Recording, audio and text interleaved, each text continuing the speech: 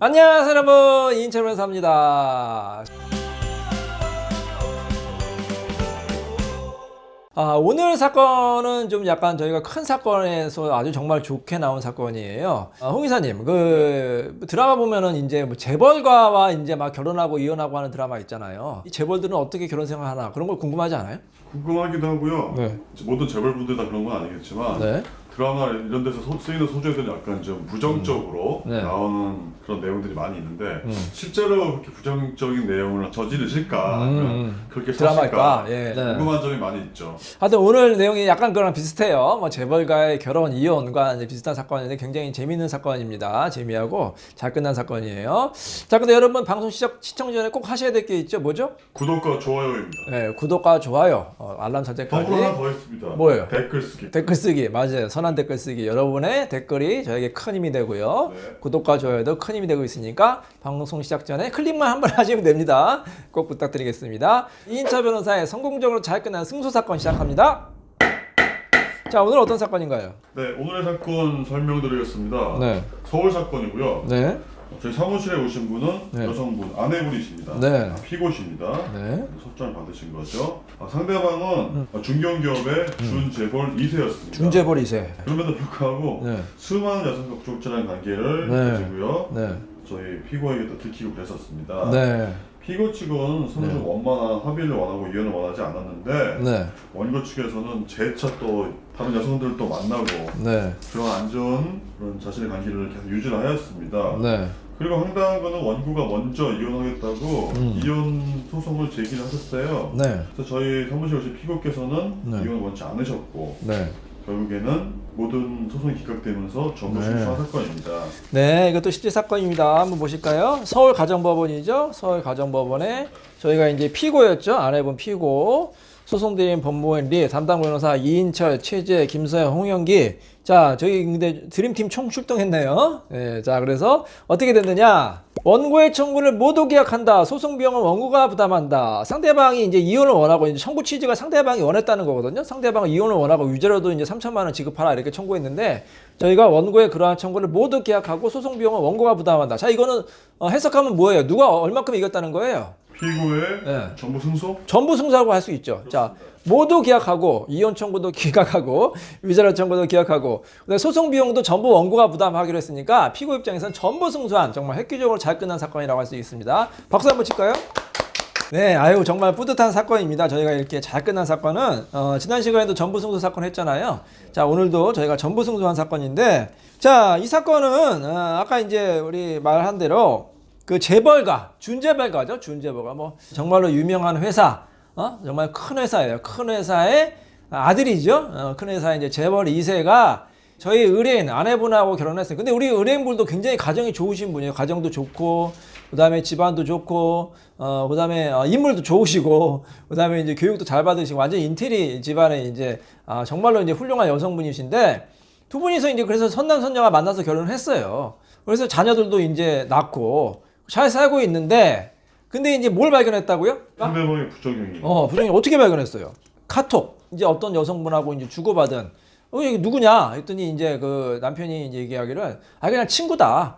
그래서 그냥 넘어갔어요. 한두 번은 그냥 넘어갔겠죠. 그럼에도 불구하고 계속해서 이제 딱 봤는데, 어느 날 카톡에 충격적인 내용이 있었던 거예요.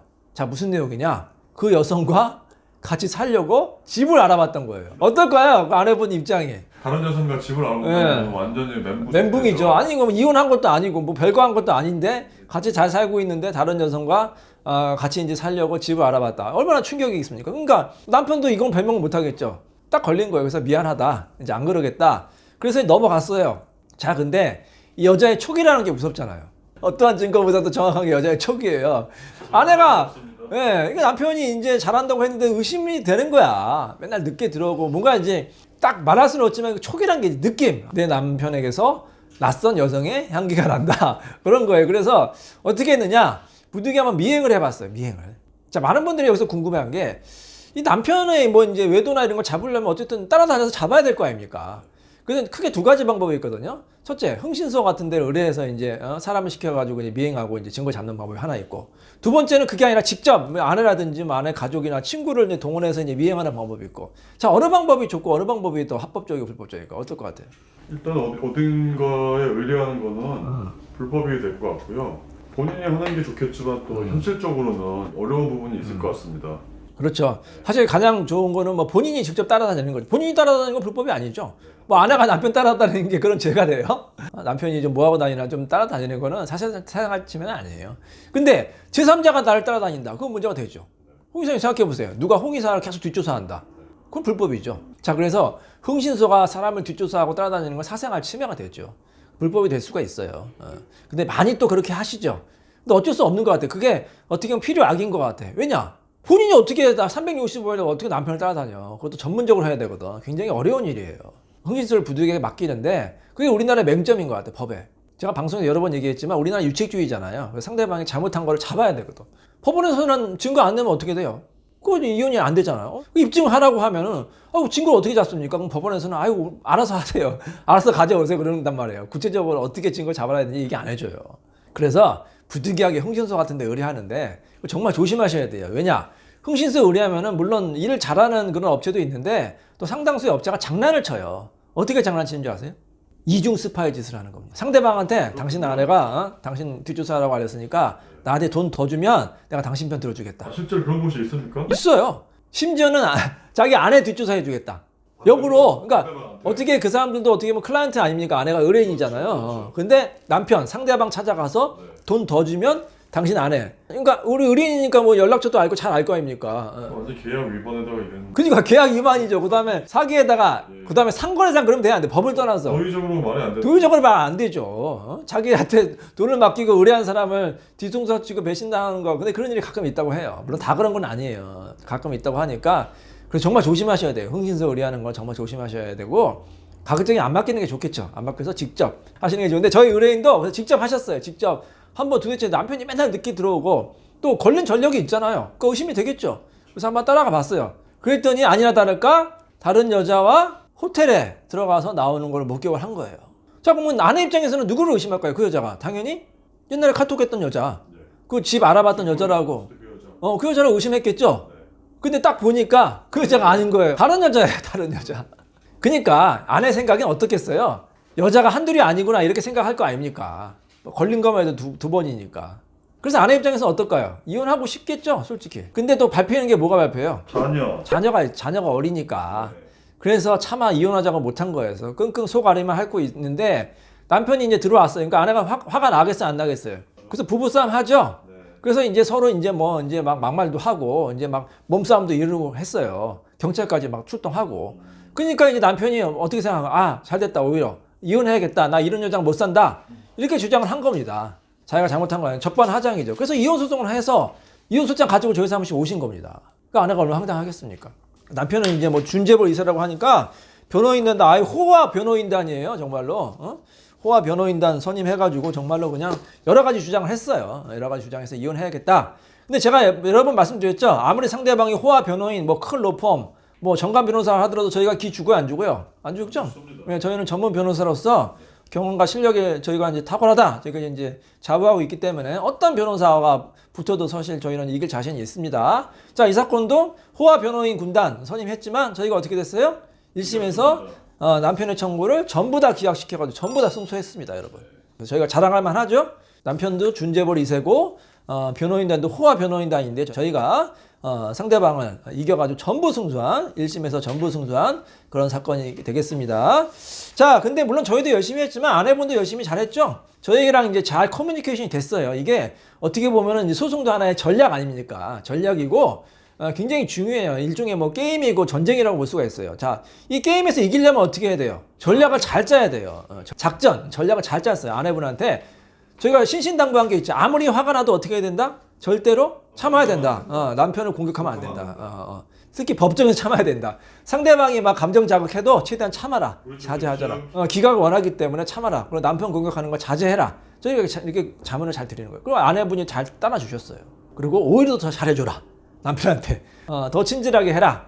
그래서 결국에는 1심에서 가정을 잘 지키려는 모습을 보여줘. 그리고 아내가 또 진심이 그거예요. 진심이 또 가정을 지키려는 모습이 있었으니까 다행히 법원에서도 굉장히 이걸 잘 본 것 같습니다. 아내의 진심을 알아가지고 이혼을 기각시켜서 저희가 전부 승소한 그런 아주 잘 끝난 사건이라고 할 수가 있겠습니다. 아무리 화가 나도 우리가 화를 참을 땐 참아야 돼요. 자기 감정을 좀 억제하고 자제하고, 특히 소송에서도 마찬가지입니다. 차분하게 진행해야지 좋은 결과 나올 수 있습니다.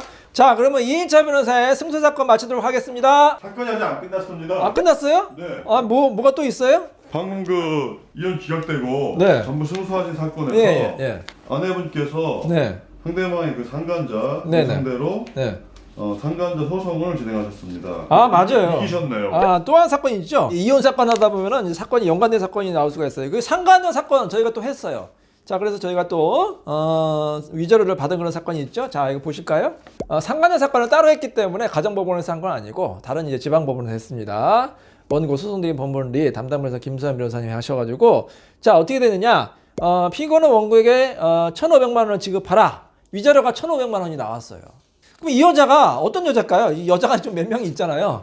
여러 명의 여자 중에서 네. 마지막에 만났던 그 숙박업소에 같이 갔던 그 여자입니다. 아, 호텔에서 이제 딱 봤다는 그 여자. 네. 그랬더니 이 상간녀가 뭐라고 변명을 했냐 이렇게 했어요. 뭐 만난 거는 부인 못하겠죠. 호텔에서 뭐 둘이 이제 남녀가 이제 같이 나왔으니까 들어가고 나왔기 때문에 바람핀 거는 부인할 수가 없었죠. 여러 가지 증거가 있기 때문에. 근데 이렇게 이제 변명을 한 거예요.